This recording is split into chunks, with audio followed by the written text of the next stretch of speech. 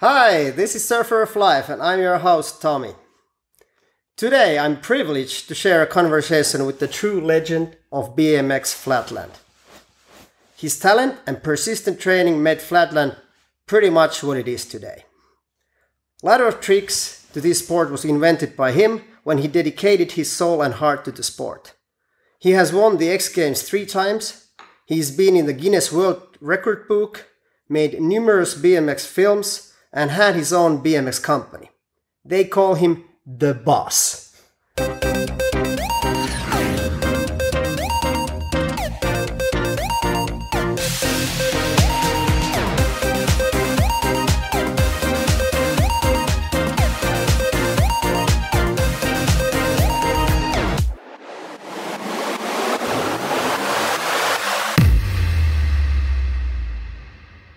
Martti Kuoppa, welcome. Thank you. And I think the boss nickname should, I never call myself a boss because I see Bruce Springsteen as a boss.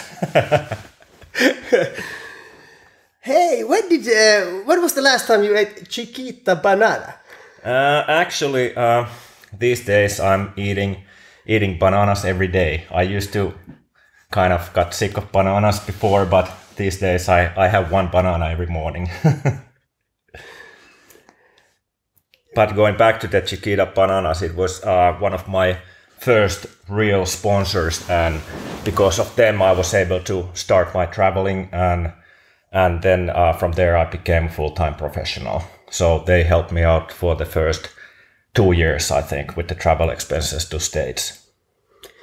There's always a start for everything, and of course you've been a child also. And what about you as a kid? Were you a very active kid, or what did you do as a child?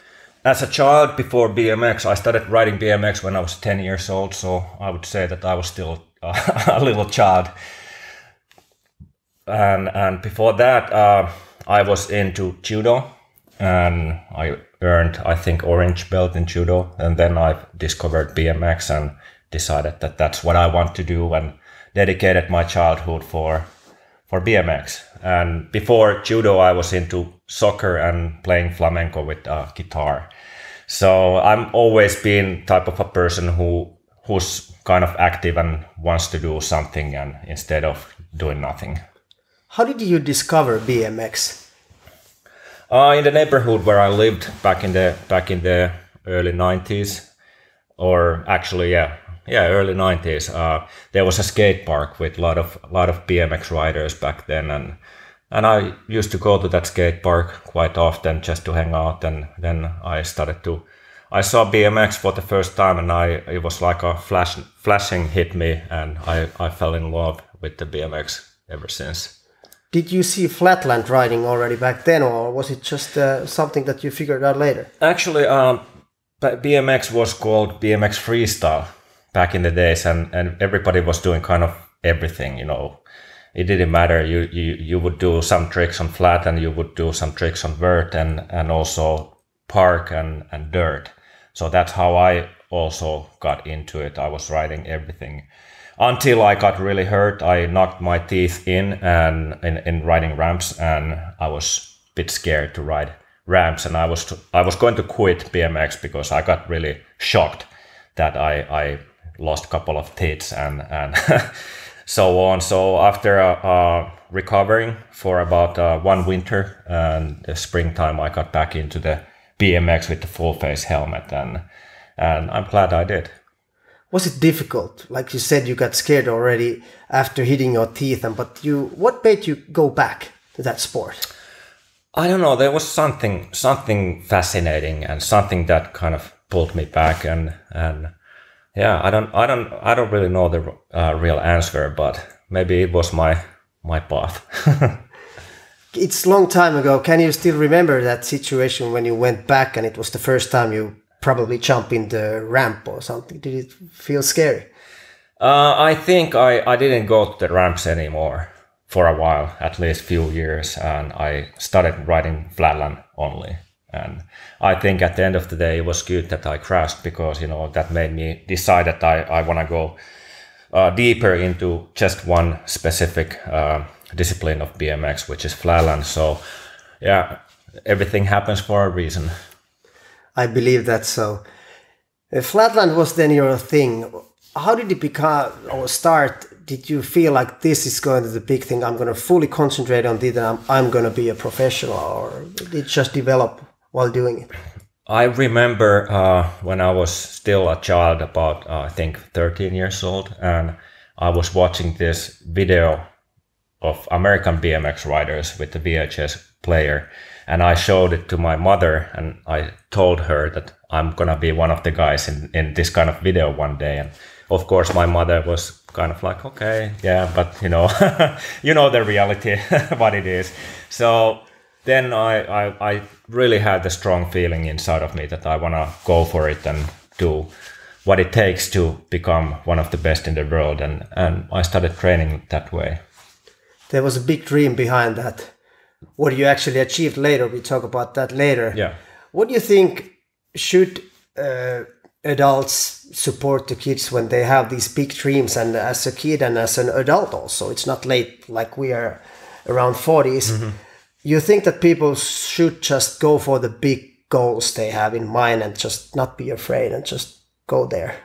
To be honest, I have bit of mixed feelings about this subject, but we can talk about it later once the conversation builds that direction. But I'm glad that my parents gave me the freedom to do whatever I want, and I remember them saying that as long as you graduate from your school and get okay in the school, it's okay that you practice. But of course I didn't do so well in the school, but because I practiced a bit too much, and I didn't have energy to study after, you know, a long day of practicing and so on. So, but, you know, if I were in the situation of my parents and my kid would say such thing, I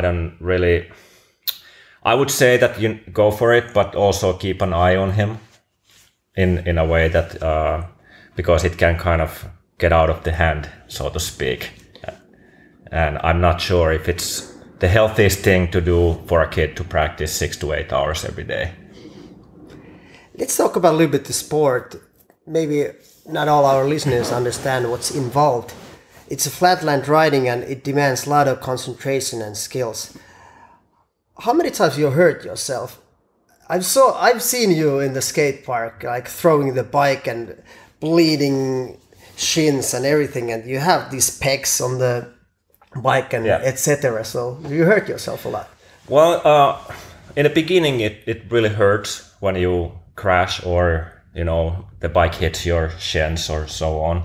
But after a while, after years doing so, you sort of harden yourself up and it doesn't hurt anymore so much. When you crash, it might look really bad and it hurts for, like, let's say 5 seconds, until it's a really bad crash where you break a rib or, you know, break your teeth or something like that. That's a different story. But the little crashes are something that, you know, that keeps you awake, so to speak, and so on. But after you haven't been crashing for a while, let's say like as an adult, I've had a few breaks of like 6 months to 2 years not practicing actively. Then I get back on my bike and I'm actually scared to crash, even the little ones, because, you know, you're not used to crashing and it actually hurts quite a bit. After crashing back in the days, was it difficult to get back in the sport, or just was it the passion just throwing you back at the sport and not care about the little bruises? Yeah, I think during 2005 I had my worst injury, which was tendonitis on my right arm or wrist, and I couldn't really practice for, I say, 8 months. So after that it was more difficult to get back into it, because I have lost the touch how to ride my bike, and the balance was kind of awkward and so on. But it took me about 1 or 2 months to kind of get back on the track. You started in Finland riding, and of course you live in Finland now, but you've been traveling around the world. We come to that also. What does Ruoholahti mean to you? Ruoholahti is a good place to be. When you know, we used to have a skate park there where we actually, you know, met each other, and then on the summertime there was a big red basketball square that was perfect for riding flatland. It was as flat as possible, and we had a group of people going there every day to practice. So it was a special place for myself, because I used to really progress a lot in Ruoholahti area, either in the skate park in the winter time or summertime in the basketball court. So that's probably one of the places where I did my most progression during those days. How many guys were you doing that Flatland BMX? Around the times, I think it was, I don't know, 10, 15 active guys, and maybe 15, not so active. I ran my first jam called Flat Styles Jam in Ruoholahti. I think it's 14, 15 years ago. And in the first jam we had, 40 people getting together. Some people came from abroad, but most of them were Finnish people. So I would say 30 Finnish people and 10 guys from different countries. So after that, it's been kind of, it's every year it's been less people in that jam. So that jam is still going on, but I'm not organizing. The other guys are organizing it, but it's a much smaller jam these days. What about in the world-wise? Has it grown or has it shrinking out? It's been growing, I would say, in few countries like France and I would say Japan and some other Asian countries, and rest of the countries I don't really know what's going on at the moment. And also in Southern America, in few countries, supposedly it's quite big. Have you followed at all the other BMX riding park? And of course there's this race BMX now, which is an Olympic sport. Has it taken those athletes to that side? What do you think? I doubt. Yeah, I haven't followed too much of the other BMX sports, but I don't think that has taken anything away from our sport. It's a different section in the BMX. Yeah. Let's jump to your first big competition. World Championships in Cologne, Germany, 1996. Yeah. That's a while ago. Can you tell me something about that competition? Yeah, that's my first competition when I realized that there is a chance that I can actually make my dream happen, and I was really nervous. Like, I think I didn't remember anything from my run after my run because I was shaking, that nervous. And I got 10th place in a pro class, and it was quite good, and a lot of people didn't know me back then. And then I went back home for another year to practice, and I was really motivated after that because I realized that now it's possible. It's possible to build myself into a pro rider, and I practiced really hard for the next year. And that was around the times we actually met in the skate park in Ruoholahti area, and the owner of the skate park was nice enough that I could go there actually before my school started in the early morning. So it was nice. And 1 year I practiced, and then I entered my second big contest that was in Eindhoven, and that was also the World Championships. And then the progression was really big during the year, and I qualified first in the World Championships, and it was a big deal. And then in the finals I ended up getting 3rd place, and from there it started all for me. And I flew to Toronto, and I won my first big competition, and then I became pro back in, that was early 98 in the February. Did you think that 1 year after the first World Championships, when you told me that you were practicing really hard, you think that practice made you mentally more ready for the next competition? Do you think that when you are really prepared, that your skills on the sort of a ground level, and when you have a competition, does it help you to be more focused, that you trust yourself more? Yeah, I believe so. You have a specified target that you are practicing for, so you sort of live your life all that year and keeping that thing in back of your mind. And I'm sure that mentally you prepare all the time. How did it make you feel when you became pro? You said it was Chiquita that was helping you out at the beginning. How did it make you feel as a person? Did it change you anyways as a person or as a rider when you got that sort of a contract and you realized that now I'm a professional rider? I can't remember so clearly, but of course it changes people and it changes how you behave, how you are, and how you think about yourself, and so on and so on. But I can't really say how I changed. Of course, maybe I became more self-confident about things and about myself, that now I'm actually respected athlete and I have a contract that I'm riding for a company and they want me to go to competitions to promote their brands and so on. So I think that self-confident aspect was quite strong about it, that I was no more the shy kid of the school, and I was kind of like, athlete that people look up to. Let's chop this riding a little bit into pieces in competition. And did you have certain methods or something that you prepared yourself for the competition before your ride? Yeah, I had quite strong methods over the years, different type of methods, and I learned a lot from them. And now these days I have much different method if I train a younger guy, and it's kind of like live and learn process. And I've been to phases of repeating too much and practicing too much and not been resting and so on. So I know what that does to the human mind and the body. And then I've been to a phase that I didn't practice so much, but I practice a lot, but not too much. And also I understood how important it is to rest and physically and mentally, to be more prepared for the actual moment. Because when you have 2 minutes or 3 minutes to do your routine, it's actually quite a bit of pressure.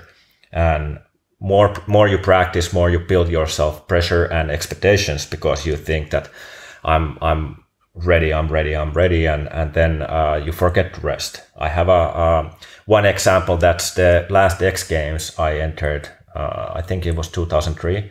And I have had won the X Games 3 times before, and I was like addicted to win, let's put it that way. And I really wanted to win it 4th time.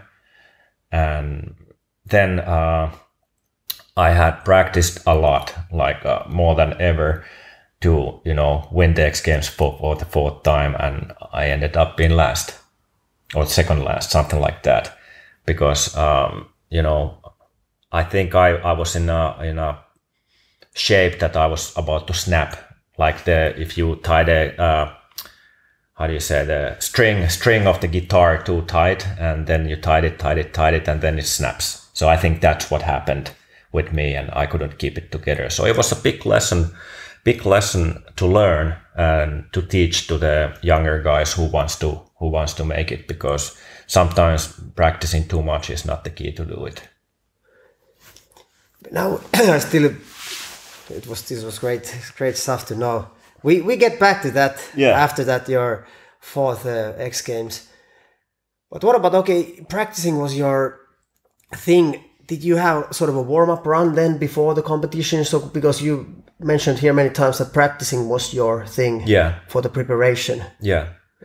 I would always practice until the very last moment I had to leave to the airport. And also I wanted to be the first guy out there in the practice area or the competition floor, to kind of get to know the floor in my own space, so I don't have nobody to disturb there, and I could have the whole space, because I'm always used to wake up early, and I used to go to practice early as well, because I believe when you practice early morning, when it's time to do your competition in the afternoon, you already know how to do your moves when you're really tired. So it's only gonna get better when you're awake and your body is already functioning. So I used to go there in the morning to be sure that I open my body and learn the floor and be the first one. So I guess the being first there is also a psychologically, so I'm first there, I'm gonna be first in the competition. So those little mind games I've been playing with myself. Now it sounds really silly for all the listeners out there. Yeah, I admit it sounds silly, but what can you do, you know? But it helped you out. Yeah. What about during that run? Is there any time to think when you're making those tricks, or were you able to go in this sort of a no-mind state that it just happens and you don't really think about anything, you just stay so focused? So what usually happens is if you start thinking about anything how you should do the trick, you're gonna mess up the trick. That's the first rule. So if you can get to that flow stage, so to speak, things just happens kind of automatically. So you really know in deep inside of you what you're doing. So you don't have to kind of instruct yourself anymore, because that's the last moment when you want to talk to yourself inside your head. And it happened to me quite a bit because I didn't have any tools to practice mentally for the competition. So my mind was kind of all over the map. And if you look at my CV, you can see sometimes some drops like first, then there is a drop like, 12 or something like that. And then again, good placings. And that's because I wasn't able to prepare myself mentally. And as I explained, my mind was flying all over the map. You already at the beginning you mentioned about it. That what do you think? Any sports, it's maybe extreme sports, it's whatever sports, also in life, you think that people should use more mental coaching? I believe so. I'm training this Thai guy at the moment since about 1 year, and I do it with the internet, like in Messenger. I train him, so it's quite strong what we do with mentally, because when I did my comeback a couple of years ago and I won the big contest in Japan and a couple other competitions, I was mentally much more prepared than ever before, and I was able to feel what is it to be on the stage and accept to be nervous, not to push it away, because when you start pushing nervousness away, it sort of suppresses the emotions, and then anything can happen. But when you are able to deal with the emotion of being nervous, then things kind of change. You can transform this energy into being more sharp and more one with yourself and so on, and then you're able to do much better job on the stage. Did I sound hippie enough? Talking about energy transforms. It sounds great. I was just watching, staring at the wall, like listening. This is just awesome.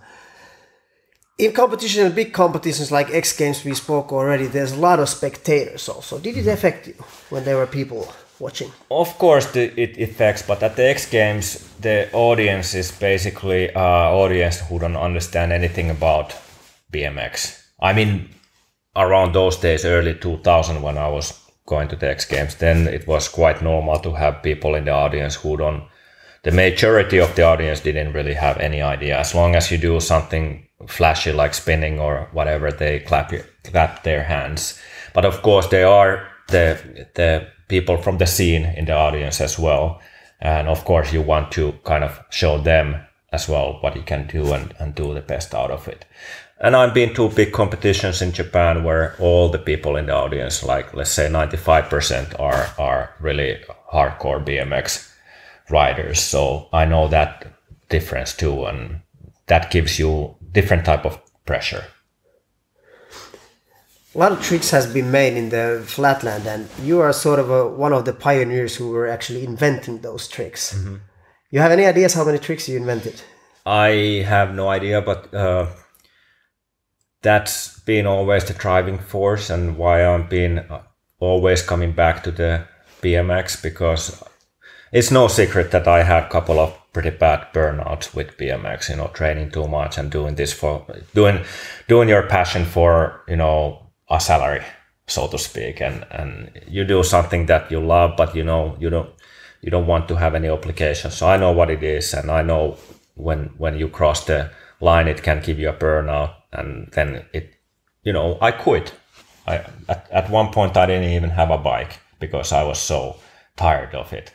So then, then I get into this stage of what's out there next, and I want to express myself somehow. Well, I can't go to the dance floor and express myself with dancing or, painting. It's not my thing. So with BMX Flatland, it's been always the thing that I can invent tricks. And that's how there is something bubbling under and it needs to come out. And usually it's been a trick or 2 tricks or maybe 100 tricks. I don't know. And that's why I've been always coming back. And that's still up to date. That fascinates me about BMX Flatland. After 28 years ago, I started. So it's still, that thing about creativity. It's the thing why I keep going back, and that's something unique, I think. But going back to your question, I would say rough idea is maybe, I don't know, 300 to 500 tricks, maybe. I don't know, something like that, maybe, because there are little variations that you can always play around and invent something new out of it. That's plenty. I'm so glad that we are having this conversation, because I think also I've been a person like that, not anymore, but before that, when you think about this sort of sports, like you were doing BMX Flatland and all other extreme sports, people probably see it like, this is just awesome and crazy, and they don't actually really understand how much work it really demands. And as a professional athlete, it's not less work than any other sports, but it's good that they know it also through this conversation. Yeah. That they need to understand it. It's not just having fun and this is just great. Yeah. It's hard work. It is, and especially these days with the social media, because you see Instagram, you see Facebook, and it's most of the what you see there is the professional athletes are just showing the best out of them and the fun out of them and so on. But there is a lot more behind that, and it's the hard practice and hard things to deal with when you don't win a competition, and it's not always so fun to go somewhere that you don't want to go. As a professional BMX rider, you were traveling all over the globe, and you've seen many different places because of competition, because of filming. You were also making movies, of course. And is there any special place that you would like to go over and over again in the world? Is there any really special country or spot that you do like? I've been always liking to go back to Japan. That's a really cool culture and things, a lot of different things and a lot of different foods. That's I would say it's in my top of my list. And then I'm always drawn back to countries with the idea that the food was really good and or the food was bad. So it's one of these things. But anyway, yeah. So Japan, I would say, is one of my favorite. Eating is important. Yeah. Have you seen the Japanese athletes, Japanese riders, about their mentality? Because in my eyes, Japan is known to be this country that they concentrate and they do meditation or whatever, and they get really focused on this one issue. Am I right or wrong? Yes and no. I've seen some really focused and great Japanese BMX riders, but to be honest, I have no idea how they mentally prepare themselves, because there's always been the language barrier that some of them speaks really good English, but like sometimes there is like communication problems, and I can't really figure out how and what they've been doing. About traveling still, you have any really funny stories? Like one, of course, there are tons of them. You've been traveling over 10 years as a professional BMX rider. Any that comes to your mind right now that really makes you laugh still after your career? Complete blackout. Let's say the first thing that comes out to my mind is that me and my friends were having a bit of fun in, I think it was in Birmingham, and the fun got a bit out of the control, and we got naked, and we were running around the hotel hallways naked, of course, because we're Finnish guys. So it's nakedness is sometimes the thing you do at a certain point. And then we met this American vert riders, I think, and they got really angry about it, and they did that with their hands that they don't see us. So I think that's like one of the funniest things that now comes to my mind. Makes me laugh also. So yeah, a lot of good memories. Riding plus other things you've done. You also you mentioned that you already put on this flatland sort of happening and competition in Finland early days. Mm-hmm. Then also you arranged a Crown Tactics competition. Well, Crown Tactics was the first video competition I organized, and that's I would say very long time, because the social media hasn't been existing so long after all. When we were kids, we didn't know anything about that kind of stuff that's coming. So I think it was back in 2007 or 8 that I organized the first competition online, and that was in YouTube. And people would send their videos, and then we had few professional judges who give the scores, and then and for the finals there was I think 2 or 3 rounds, and for the finals I took 3 guys and I invited them to Finland to do a real competition here, and it was very nice event, and that was the first time I did it, and the last time back in the days I did it. And now I started with the video competitions again 2 years ago, and now I'm organizing a video contest called Master of Creativity, and it's basically, we as judges, we only look into new tricks and difficult tricks. So there has to be a balance, like, okay, if somebody do a really creative move but it's not hard, then it's not so many points. But if the difficulty is up and the creativity is up, then you get a lot of points. And it's been working really well, and the scene likes it, and the people who participates are really pushing themselves to the highest possible level of riding. And now I'm excited to wait until I get this year's final videos in about a month and a half. Now we've done 2 rounds this year, and the level has been really good. Sounds like it's really pushing this sport forward. It's easier now when you can make a video and just send it. And the competition is like that. It sounds really awesome. Exactly, and a lot of the people are in the situation in life that they can't travel. For example, you have your job elsewhere, but you still have your passion for inventing new tricks. So I wanted to build them a platform to be competing if they want to.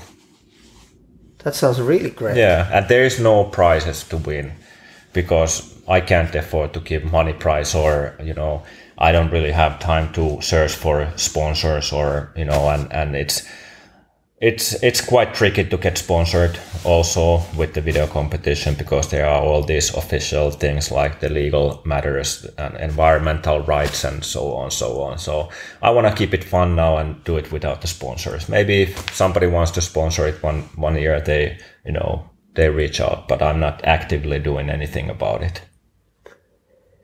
As a professional BMX rider, your career lasted over 10 years, and then, like you already mentioned here, it just stopped. It sort of had to stop. Yeah. But it stopped a little bit before already, and you mentioned about the X Games, the 4th one, and it didn't go that well. Can you tell me the time after that? Well, after the X Games, I went back home, and I was like thinking, what is this all to me? Because I flew all the way to Los Angeles, and I got second last place, and I practiced a lot. So I lost my motivation to practice routines completely. And from there, I made a promise to myself that I don't practice the routines anymore, because it just burns me out, and it's really heavy mentally and physically. And I became more like a freestyler. I would go to a competition without any plans, and I would just, freestyle together any tricks that comes out in that specific moment, and that caused my results the real roller coaster. Like sometimes I would go and really do good job with the flow stage of mine, but next contest is like really bad, and then I guess my sponsors sort of figured it out that this guy is not not really in too much into the winning mindset anymore. And when you ride for a big energy drink company or a big shoe company, you know, they want the results. They want good results. And if you're out of top 3, you're basically not good anymore.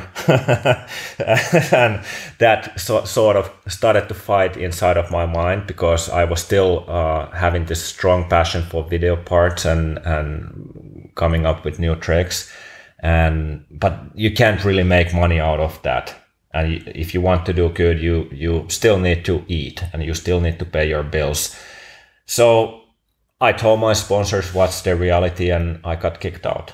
And that's what happened. And it was an easy decision not easy decision, but it was a clear decision for me that, okay, I'm no more professional, but I still keep on doing the video stuff for fun. And I found a job at the bike shop, and that was quite heavy, to be honest, to, you know, after being world-class athlete, then end up selling, you know, tires to people who are not so educated with the bicycles and so on. So that was a big trip. And from there, I was able to start building my job career, which ended up being the best thing that happened to me, that I was in a bike shop, because I humbled down and you know, I was able to kind of realize that this is also real life, to work in a normal job and not being up there that people look up to you and say only good things about you, and you might actually have sometimes somebody say bad things to you too. So it was a very strong lesson, but a good lesson for me. A lot of athletes struggle after their career because everything changes and you sort of lose the passion in your sport, and you have to figure out, have to is maybe not the right word, but it feels like that. It's something else in life and what it is. You think there should be more help for the athletes after their career, that somebody would help them out mentally and maybe finding a job or whatever the meaning of life maybe? If I were in a position to be working for a huge company that you know, sponsors athletes, I would create a program to, you know, take care of the athletes, or at least guide them to some directions after their professional career. Of course, I cannot speak what it is today. I have no idea. Maybe there is some help. Maybe there isn't any. But I doubt that there is. So I would definitely be willing to help out the athletes to, you know, at least speak with them what they want to do after their limelight is done, because it's a heavy drop from the podium to the floor. Now I jump a little bit to our conversation before this interview. We were talking about a little bit cold ice, and you've been also going to the cold tub. Yeah. Can you tell me how it affected you? Yeah. What was the idea behind that?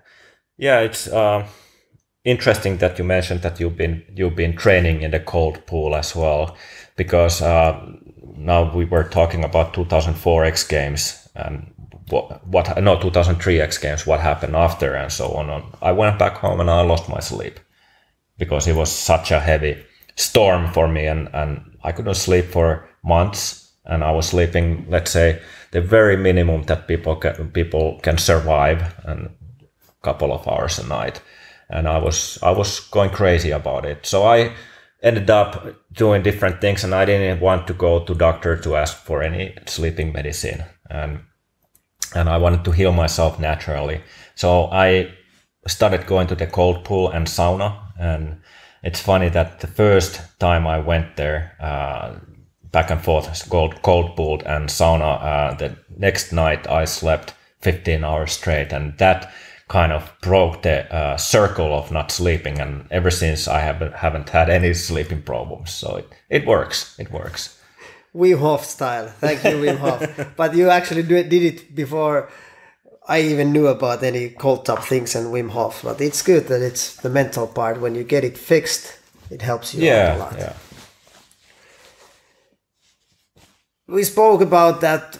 You don't actually know how many people are in the part of the sport anymore, and there have been some like bad setbacks in the BMX riding, and your tribe has lost some good riders. For example, Dave Mira, Jason Brown, Seiji Sakata. Yes. And I've seen writings in the Facebook after these lost, and it really seems like you have a so strong tribe, and it kind of feels like, even though I'm not part of it, but when I've been reading the writings from the BMX riders, it feels like it's really strong family, warm family. Was it like that when you were riding? Did you feel that it's a big family, or was it competition between you guys? Well, when I started traveling to States, I couldn't even speak English back then. I could say a few things, but I wasn't really able to communicate that well, and of course my parents were horrified of the fact that this young guy goes to States without speaking the language and knowing where to go there. I was, I think, just barely 18 for the first time I went there, and then Jason Brown, for example, he took care of me, and we were competing against each other in the competition, but he would pick me up from the airport, and we would share the hotel room, and we would go to the competition place and eat together and so on, and then I would go to America again, and we would do some video filming. So he was one guy, and then there was another guys that I was hanging out also quite a bit, and I would say that we were brothers from different mothers and so on. But then things happen and people go to different directions, and we don't stay in touch for many years, and then after 15 years of not staying in touch, I read this sad news that this person has taken his life away, and so on. Of course, it's sad, and it makes me feel that, I wish that I didn't stop staying in contact with him. But you never know about people and what are the situations in life and what causes what. But rest in peace to all the brothers out there who I've lost. You told me about your burnouts, that you had a couple of them in your career, and this is also, in my opinion, people don't recognize athletes that they can really have burnout during their career. What were your methods? How did you get back after that burnout? Because you came back after that riding, am I right? Yeah. I would say that starting meditation was the biggest thing that happened to me. And I started realizing and self-reflecting about things, what causes what and which direction I should go in life to kind of be okay about things, and and my thing has always been overachieving, trying too hard for whatever it is, and that always caused me to hit the wall. I can't progress anymore, and then I'm tired, I'm exhausted, and so on. So now, after doing that for about 9 years, I've learned to balance my life quite well, that whenever I go too heavy, I understand, okay, now it's time to kind of turn down the volume and sit back and take it easy, because I'm almost 40 years old, and I'm not anymore, in physical shape as 20 years old. So, and also the mentally, you want to take it easy sometimes. Of course, if I take it easy 24/7, nothing would get done. But learning the balance, and the meditation was something that I'm really grateful to found. You went back to the competition after stopped it, and you said about it already. At 2015, you were in Japan, and I watched your competition. I saw you got so stoked on your bike. You looked so happy. You were laughing and smiling when doing the run.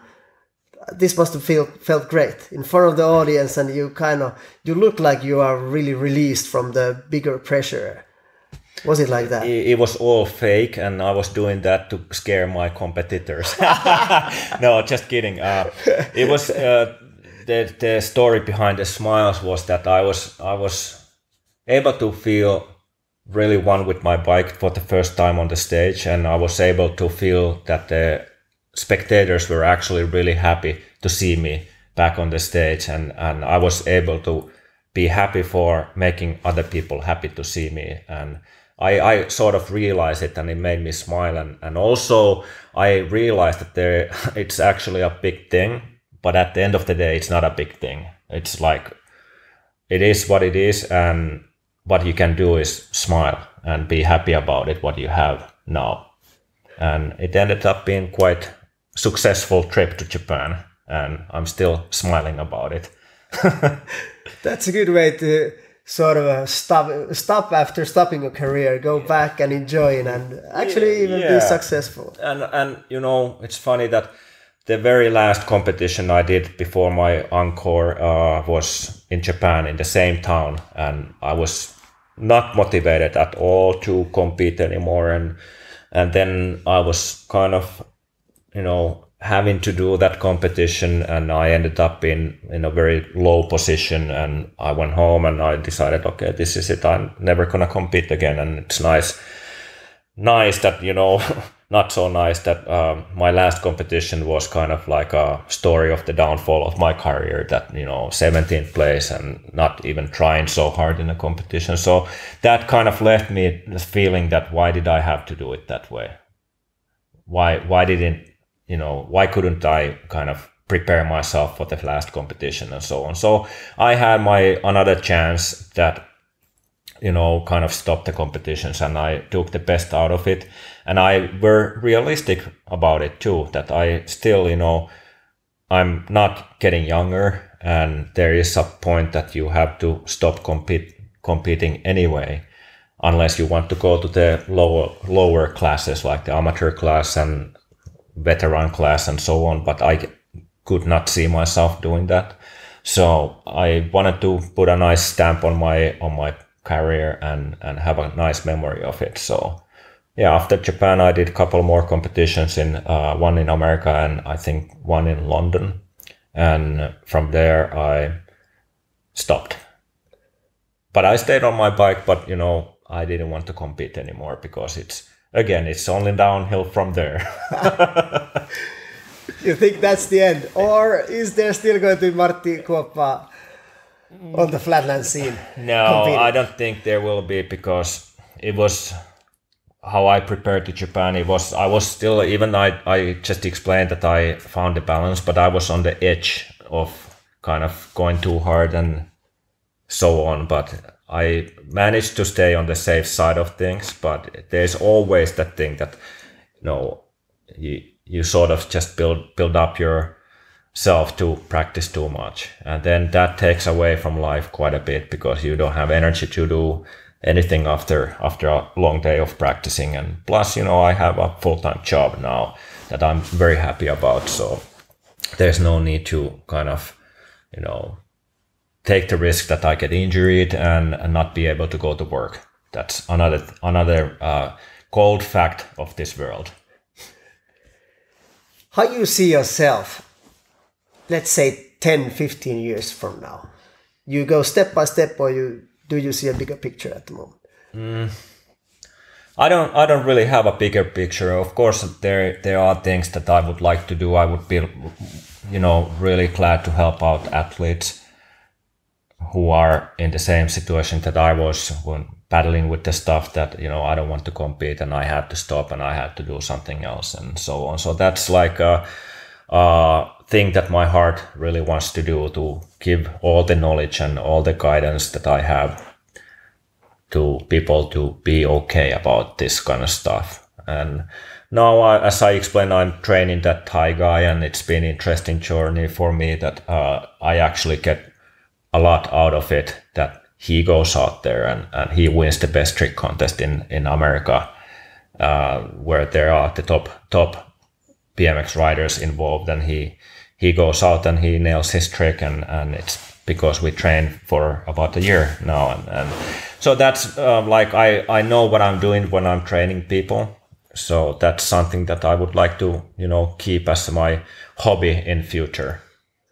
That's something very impressive and interesting, and it's also important, in my opinion, very much important, that there are people like you out there helping the athletes to develop themselves mentally. Yeah, Because young athletes, they don't really, well, it varies nowadays, but what I've seen, they don't really focus on the mental part. It's more the physical side, and it's very, very good to hear that you're helping people out. I have one last question for you. Okay. I think it pretty much came out already, but now time is this, and when you wake up in the morning, what drives you to the day? What is your passion? Why you want to wake up in the morning? That's always kind of a subject that keeps changing. Sometimes, you wait that I'm glad to be in a position now that it's actually nice and fun to go to work.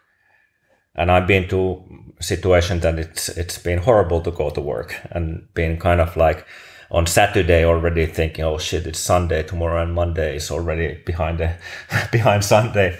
So I'm being there, and now I'm just enjoying that I'm not there anymore, and I'm able to enjoy what I do. So there are little things and bigger things that motivates me to wake up in the morning. And also, to be honest, it's nice to wake up not having to go to practice. Like heavy practice and very targeted practice. That's I lived quite many years in that kind of a lifestyle that I would go sleep very tired and wake up tired, but go practice anyways. So now it's actually quite nice to enjoy my times getting a bit of belly and be okay about it. It's really good to hear that you've found your balance in life as a grown-up. Are we grown-ups?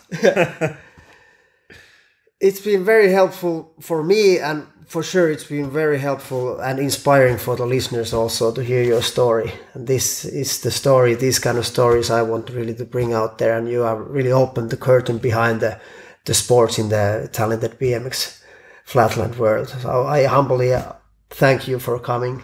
Well, thank you for inviting. And as I mentioned to you earlier, when you say that you would like to do a podcast with me, and the first impression for me is like, okay, I don't really need to talk about my things, but then you had this aspect that you kind of wanted to dig deeper. I'm always ready to dig deeper with this kind of topics because they are important, and I think the word needs to be put out there and so on. So I'm thankful for that. Thank you very much.